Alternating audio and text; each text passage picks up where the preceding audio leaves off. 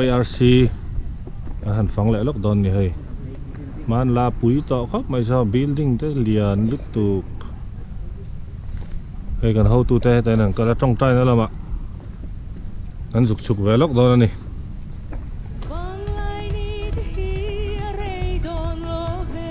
cái hiền kia tri pi member ten có pui chu ngắt trăng in member tin in chang som nga có pui pon chang som thum thọ lòng con thọ kan thọ lòng thọ hoa hết tiếng tắc ở trong coi mình hi lâu nè lúc đấy mày mồi po mò dễ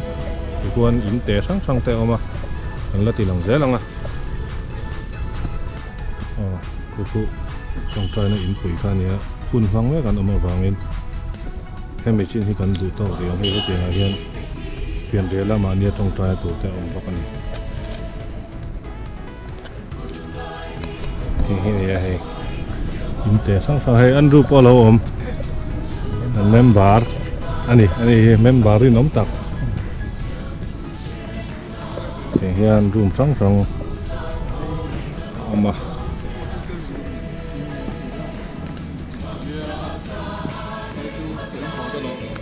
sẽ khóc mà ăn rùa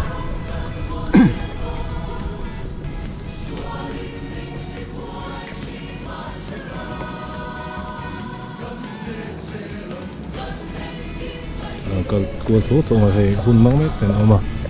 thùng hẳn lại đang chuyển lúc tục chi bao nhiêu lâu à cái gì vậy mình mấy thầy này bài vẫn tệ mà thì thật tắc này lại chỗ ăn lố mày à cái sáng sớm mà tí khăn mình thoát mấy tệ xe thì hiện chỉ là cần tí lần bạc lệ làm khăn nhá kun mang mấy tên mà vàng in thòng các cái này rất thể lâu à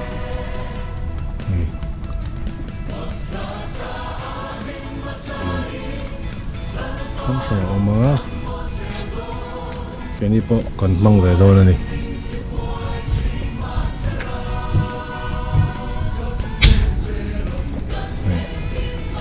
hiện phải học tây phải nói đâu nè lại thì ông cứ tưởng là trong tay là còn không thôi anh ông đây cho học về đâu rất luôn là chủ bằng chân hay là thì mình tụ hợp để xiên này đâu cả thì bố mồm tắc rồi ông thầy đòn vào cái này thì thiên lệ các bộ thiên lim tê mai bùn tê lệ trinh trịch tụ phân hay bọc cục tụ chọn sẽ đều tan cho buổi làm mấy thầy à phèn phải là thiêng lim mang tu tập an kan alcohol cha ti re ta dim doi chun jom zel te po tha viau om le adu du ta na man thei ran ani